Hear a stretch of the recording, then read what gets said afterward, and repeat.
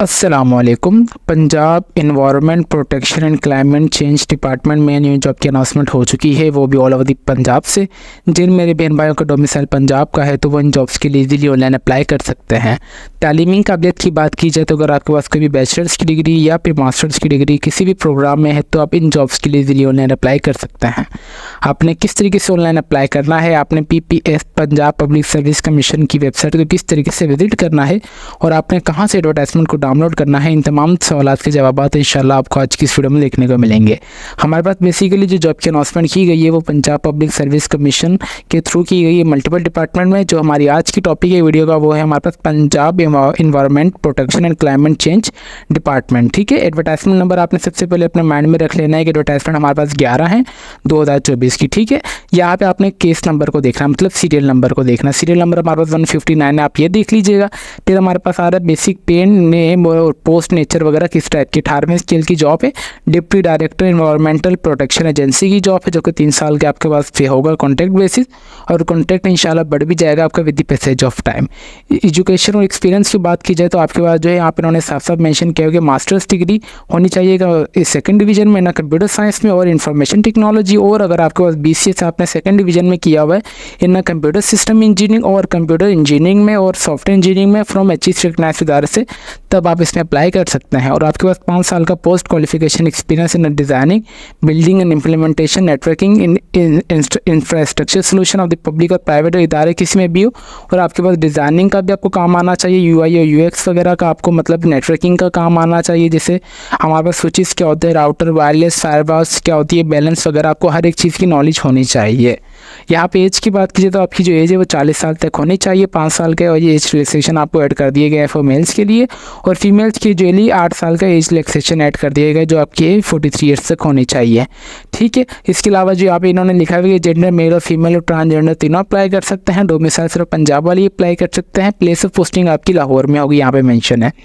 Syllabus की बात की जाए तो अगर आपका टेस्ट होगा तो 1 पेपर MCQs होगा, रिटन टेस्ट जो कि 100 नंबर का होगा, जो कि आपको 90 मिनट में करना होगा, जिसमें से 80% क्वेश्चन जो आपकी जॉब रिलेटेड होंगे, मतलब जो लास्ट क्वालिफिकेशन में से, और 20% जो होंगे वो आपकी general knowledge, Pakistan studies, current affairs, geography, basic mathematics, English, Urdu ने एवरीडे साइंस में से आपके जो है वो 20% MCQs आएंगे। नंबर 2 पे हमारे पास जो पोस्ट है अगर हम उसकी बात की जाए तो हमारे पास यहाँ पे आ रही है, आपने सीरियल नंबर को देख लेना है। सीरियल नंबर जो है हमारे पास 160 है। 160 में हमारे पास जो आ रही है, हमारे पास आ रहे हैं 17वें स्केल की जॉब है, जो कि assistant director admin environmental monitoring centre की जॉब है। इसके लिए तालीमी काबिलियत की बात की जाए तो अगर आपने BS मतलब MS masters in human resource management में किया हुआ है HEC रिकग्नाइज्ड इदारे में, तब आप इसमें अप्लाई कर सकते हैं। और इसके अलावा अगर आपने मास्टर सेकंड डिवीजन में किया हुआ है इन पब्लिक एडमिनिस्ट्रेशन में HEC रिकग्नाइज्ड इदारे से, तब भी आप इसमें अप्लाई कर सकते हैं। इसके लिए कोई एक्सपीरियंस वगैरह रिक्वायर्ड नहीं है। मेल की जो एज है वो 35 साल तक होनी चाहिए, फीमेल्स की 38 ईयर्स मतलब 38 ईयर्स तक होनी चाहिए। 5 साल का मेल्स को एज रिलैक्सेशन दे दिया गया और फीमेल्स को 8 साल का। यहाँ पे जेंडर मेल और फीमेल तीनों अप्लाई कर सकते हैं। प्लेस ऑफ पोस्टिंग भी सेम है, डोमिसाइल भी सेम है, और आपका ये बाकी सारी चीज़ें भी सेम है जो ना का 1 पेपर MCQ टेस्ट होगा। 161 अगर हम सीरियल नंबर की बात कीजिए तो हमारे पास 17वें स्केल की जॉब है, जो कि assistant director computer programming environmental monitoring centre की जॉब है। यहाँ पे आपके पास मास्टर्स डिग्री सेकंड डिवीजन में कंप्यूटर साइंस इंफॉर्मेशन टेक्नोलॉजी में होनी चाहिए HEC रिकग्नाइज्ड इदारे से, और अगर आपने BCA सेकंड डिवीजन में किया हुआ है ना कंप्यूटर सिस्टम इंजीनियरिंग और कंप्यूटर इंजीनियरिंग और सॉफ्टवेयर इंजीनियरिंग में HEC रिकग्नाइज्ड इदारे से, तब भी आप इसमें अप्लाई कर सकते हैं। जो आपकी एज है वो 35 साल तक होनी चाहिए मेल्स की, फीमेल्स की 38 ईयर्स तक।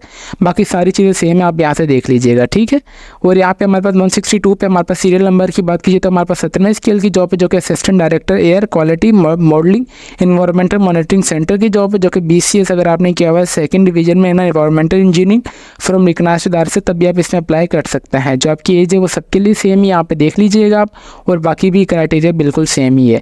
फिर इसी तरीके से अगर हम 163 की बात कीजिए तो हमारे पास ये भी 17वें स्केल की जॉब है, जो कि assistant director budget and audit environmental monitoring centre की जॉब है। इसके लिए जो है मास्टर्स डिग्री आपकी होनी चाहिए सेकंड डिवीजन में ना बिजनेस एडमिनिस्ट्रेशन और फाइनेंस में, और अगर आपने ACM में और BSc ना अकाउंटिंग और फाइनेंस में किया हुआ है HEC रिकग्नाइज्ड इदारे से, तब भी आप इसमें अप्लाई कर सकते हैं। बाकी जो एज के वो मेल के लिए 35 साल तक होनी चाहिए और फीमेल के लिए 38 ईयर्स तक होनी चाहिए। मेल और फीमेल ट्रांसजेंडर तीनों अप्लाई कर सकते हैं। डोमिसाइल आपका होना चाहिए पंजाब का। प्लेस ऑफ पोस्टिंग जो है वो आपकी लाहौर होगी। यहाँ पे टेस्ट का क्राइटेरिया सेम ही है, ठीक है। इसके अलावा फिर हमारे पास आ रहा है 164 के लिए जो आपकी जो 16वें स्किल की जॉब है। 164 जो आपकी वो सोलवेंट स्किल की जॉब है, जो कि inspector legal environmental protection agency की जॉब है, जो कि हमारे पास LLB अगर आपने की हुई है रिकग्नाइज्ड इदारे से, तब आप इसमें अप्लाई कर सकते हैं। और आप रजिस्टर्ड होने चाहिए the advocate with the Punjab bar council से। जो एज वगैरह सबके लिए सेम ही, आप यहाँ से देख लीजिएगा। फिर हमारे पास आ रहा है 165 जो कि सत्रहवें स्केल की जॉब है, assistant director legal environmental protection agency, जो कि LLB आपने होनी चाहिए सेकंड डिवीजन में, HE रिकग्नाइज्ड इदारे से। 3 साल का आपके पास एक्सपीरियंस भी होना चाहिए, आप रजिस्टर्ड भी होना चाहिए बार कोड में, और आपके पास प्रैक्टिकली एक्सपीरियंस भी होना चाहिए।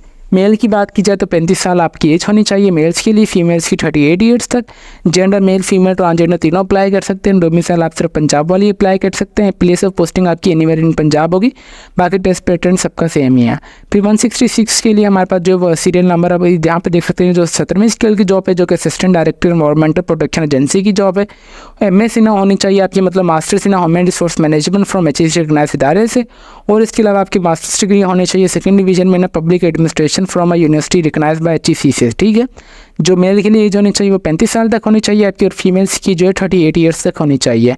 मेल और फीमेल दोनों अप्लाई कर सकते हैं। इसमें सिर्फ डोमिसाइल जो आपका पंजाब बेसिस वाले अप्लाई करेंगे। प्लेस ऑफ पोस्टिंग आपकी लाहौर होगी, और 1 पेपर MCQ जो है वो सबका सेम ही, बस आपका जो 80% है वो आपकी लास्ट क्वालिफिकेशन। फॉर एग्जाम्पल अगर यहाँ पे इन्होंने लिखा हुआ है कि MS ह्यूमन रिसोर्स मैनेजमेंट में आपकी तालीमी काबिलियत होनी चाहिए, तो मतलब आपका जो 80% टेस्ट होगा वो इसमें से होगा, और 20% यहाँ पे मेंशन किया गया है।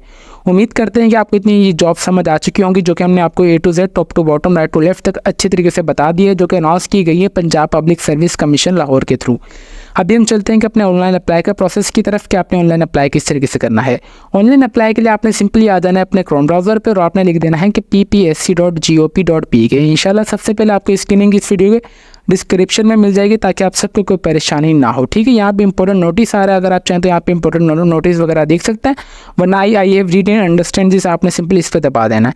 इस पर दबाने के बाद हमारे पास ये करंट एडवर्टाइजमेंट पे एक नेफ बार चल रही है। ठीक है, यहाँ पे आकर आपके पास आएगी 3 एडवर्टाइजमेंट, 11/2024, 10/2024 और 9/2024। बेसिकली मैंने आपको स्टार्टिंग में बता दिया था कि आपने जो एडवर्टाइजमेंट हमने आप सबको रीड करके बताई वो 11/2024 है। तो हमारे पास यहाँ पे आ रहा है 11/2024, आपने सिंपल इस पर दबाएंगे तो आपकी जो एडवर्टाइजमेंट वो डाउनलोड हो जाएगी। ठीक है, एडवर्टाइजमेंट डाउनलोड होने के बाद यहाँ पे आपके सीरियल नंबर, एड नंबर वगैरह हर एक चीज़ आ रहा है। केस नंबर आपने यहाँ से देखता जाना है।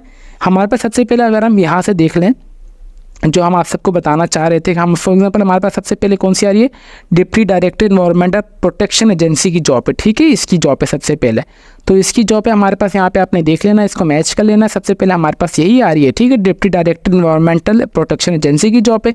यहाँ पे एडवर्टाइजमेंट नंबर 11/2024। ठीक है, और केस नंबर आप देख लें 72G/2024। ठीक है, और यहाँ देख लें 72G/2024, यहाँ भी मेंशन है। नंबर ऑफ पोस्ट एक ही है, यहाँ से आपने देख लेना है, वेरीफाइड करना है। And last date of registration की बात यहाँ पे मेंशन है 17/7/2024, 11/7/2024 से पहले आपने ऑनलाइन अप्लाई कर देना। ठीक है, आपने इस तरीके से वेरीफाइड कर लेना है कि आपकी केस नंबर को, एडवर्टाइजमेंट नंबर को, आपने पोस्ट नेम में फॉर एग्जांपल अगर इसके लिए अप्लाई करना चाह रहा तो मैंने इस पर दबा दिया। देखिए मैं आपको हर एक चीज़ लाइव करके दिखा रहा हूँ, तो इट्स हम्बल रिक्वेस्ट वीडियो का कोई भी पार्ट आप सब स्किप ना कीजिएगा।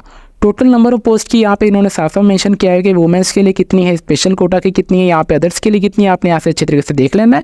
एज रिलैक्सेशन वगैरह भी हर एक चीज़ यहाँ पे मेंशन है, आपने हर चीज़ को पढ़ लेना है और आपने सिंपली दबा देना है प्रोसीड के बटन पे। जैसे ही आप प्रोसीड के बटन पर दबा देंगे ना, तो आपके पास सबसे पहले आ जाएगा यहाँ पे पर्सनल इन्फॉर्मेशन। पर्सनल इन्फॉर्मेशन में सबसे पहले आपकी जो भी पर्सनल इन्फॉर्मेशन है आपने वर्ड करते जाना। अगर हाउ टू अप्लाई ऑनलाइन, अगर आपने ऑनलाइन अप्लाई का प्रोसीजर देखना है तो आपने सिंपली इस सारे बटन पर भी दबा सकते हैं। यहाँ पे आपके पास आ जाएगी PDF फाइल ओपन हो जाएगी। ठीक है, मैं यहाँ से आपको सबसे पहले PDF फाइल में अच्छे तरीके से दिखा देता हूँ कि आपने अप्लाई किस तरीके से करना है ऑनलाइन। ठीक है, यहाँ से अगर मैं इसे खोलूँ और जूम इन कर लूँ आपके लिए, नोट नाउ कर देता हूँ मैं इसे। ठीक है, यहाँ पे वही सेम प्रोसीजर मैं अगर इसे नीचे कर लूँ, सबसे पहले पर्सनल इन्फॉर्मेशन में आपने सबसे पहले अपना ईमेल एड्रेस एंटर करेंगे, मोबाइल नंबर, और आप क्लिक है टू प्रोसीड के बटन पर दबा देंगे और आपका जो ईमेल वेरीफाइड किया जाएगा। नंबर सेकंड पे आपने डेट ऑफ बर्थ एंटर करेंगे, जेंडर क्या है, एम्प्लॉयमेंट टाइम, डिसेबिलिटी है या नहीं, आप मजदूर कोटा में आ रहे हैं या नहीं, या फिर आर्म फोर्सेज से रिटायर्ड हो चुके हैं या नहीं, आप वो देख लेंगे।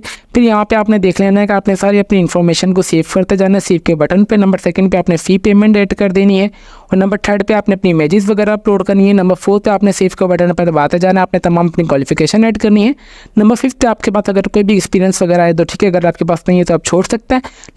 नंबर 6 पे आपने फाइनल हर एक चीज़ को देख लेना और आपने एट दी एंड अपनी जो है फाइनल एप्लीकेशन को सबमिट कर देना है, ठीक है। इसके अलावा यहाँ पे देख लें तो हाउ टू सबमिट है, आपने यहाँ से अगर देखना चाहें तो और PDF भी आप यहाँ से देख सकते हैं, ठीक है। यहाँ से अगर मैं इसको नीचे कर लूँ आप सबके लिए, ये सारा वही सेम प्रोसीजर है जो कि मैंने आप सबको बताया, ठीक है। पर्सनल इन्फॉर्मेशन में आ गए, यहाँ पे अपने अपना ईमेल एड्रेस एंटर करेंगे, फिर आपने अपना यहाँ पे मोबाइल नंबर एंटर करने के बाद प्रोसीड कर देंगे। फिर आपका वेरीफाइड होगा कि आप इस पोस्ट के लिए अप्लाई करना चाहें तो आपके पास वेरीफाइड आपने ईमेल जब तक नहीं करेंगे तो आपका अकाउंट क्रिएट नहीं होगा। फिर यहाँ पे आ जाएंगे, आपने अपना मेल या फीमेल सिलेक्ट करेंगे, अपनी डेट ऑफ बर्थ एंटर करेंगे, आप गवर्नमेंट एम्प्लॉय हैं या नहीं आप वो करेंगे एंटर। फिर आप सिलेक्ट सर्विस टाइप आप पंजाबी करेंगे, रेगुलर सर्विस रेगुलर करेंगे, डेट ऑफ ज्वाइनिंग आप यहाँ पे जो भी आपकी हो आप वो एंटर कर दें, ठीक है। फिर उसके बाद यहाँ पे अगर नीचे आ जाए फिर अगर उसके बाद अगर हम इसे नीचे ले आएँ तो हमारे पास यहाँ पे नंबर 7 पे आ रहा है कि यहाँ पे आपने अप्लाइड कौन सी पोस्ट के लिए अप्लाई करना चाह रहे हैं, आपका मज़हब क्या है, आपने उसके अलावा यहाँ पे देख सकते हैं आपने अपना CNIC नंबर एंटर करेंगे, CNIC की एक्सपायरी डेट क्या है, आप यहाँ पे अपना postal address, mobile number email address enter करेंगे और यहाँ पे आप अपने वालिद साहब का नाम एंटर कर देंगे, आपको डोमिसाइल कौन सी जगह का है वो फिर एंटर कर देंगे, ठीक है। फिर उसके बाद अगर हम नीचे आ जाए तो हमारे पास यहाँ पे आ रहा है फ़ी पेमेंट आप चाहें तो ऑनलाइन वगैरह भी कर सकते हैं, बाकी आपने डिपॉजिट स्लिप वगैरह करके इस तरीके से फ़ी पेमेंट कर देनी है। ATM के थ्रू कर सकते हैं, इंटरनेट बैंकिंग और लिंक मेंबर बैंक या ब्रांचेस के थ्रू भी आप ऑनलाइन पेमेंट कर सकते हैं। फिर यहाँ पे आ रहे हैं इमेजेस अपलोड में आपने अपनी जो CNIC की फ्रंट तस्वीर अपलोड कर देनी है और आप अपनी प्रोफाइल तस्वीर अपलोड कर देनी है, ठीक है। आपने सिंपली ऐड के बटन पर दबा देंगे। फिर यहाँ पे आ जाएंगे क्वालिफिकेशन पे सबसे पहले आपने आ जाना है कि सबसे पहले मैट्रिक की तालीम एंटर करेंगे, आपके कितने नंबर आए, कितने नंबरों में से आपका रिजल्ट कब आया, आपकी क्या ग्रेड आया, क्या डिवीजन आया, आपके कितनी परसेंटेज आई और आपने कौन से बोर्ड से तालीम हासिल किया वो एंटर कर देंगे, ठीक है। और सिंपली आपने ऐड एंड अदर एजुकेशन पर दबाते जाएंगे और आपने अपनी तमाम जो भी इन्फॉर्मेशन है वो आप एंटर करते जाएंगे। फिर उसके बाद आ रहे सर्विस रिकॉर्ड, अगर आपके पास है तो ठीक है, अगर आपके पास नहीं है तो छोड़ दें। फाइनल सबमिशन आपने अच्छे तरीके से पढ़ लेना और आपने at the and final submission के बटन पर दबा देंगे, जो आपकी एप्लीकेशन है वो सबमिट हो जाएगी। तो ये कंप्लीट अप्लाई का प्रोसेस था जो कि मैंने आप सबको अच्छी तरीके से डिटेल में बता दिया है, वो ये सेम ही। अगर मैं चाहूँ तो यहाँ पे आई हैव कन्फर्म पे दबा दूंगा, ठीक है। जैसे ही मैं इस पर दबाऊंगा तो मेरे पास यहाँ पे अप्लाई नाउ का बटन आ गया, मैंने अप्लाई नाउ का बटन पे दबा दिया। देखें अप्लाई नाउ के बटन पर सबसे पहले मैं अपना यहाँ पे CNIC नंबर एंटर कर दूंगा, फिर वही सेम अपना मैं यहाँ पे CNIC नंबर एंटर कर दूंगा, ठीक है। ये वही सेम प्रोसीजर है जो कि मैंने अभी आप सबको ऊपर दिखा दिया।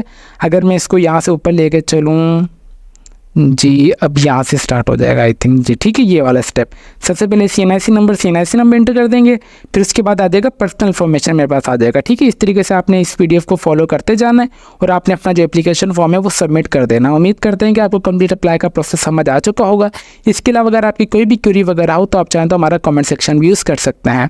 और अभी तक भी अगर आप हमारे चैनल पर नए हैं तो चैनल को लाजमी सब्सक्राइब कर लीजिए ताकि हमारी हर आने वाली इन्फॉर्मेटिव वीडियो का नोटिफिकेशन आप तक इजीली पहुंच सके। तो फिर मिलते हैं नेक्स्ट वीडियो में, तब तक के लिए अपनी दुआओं में हमें बहुत ज़्यादा याद रखें।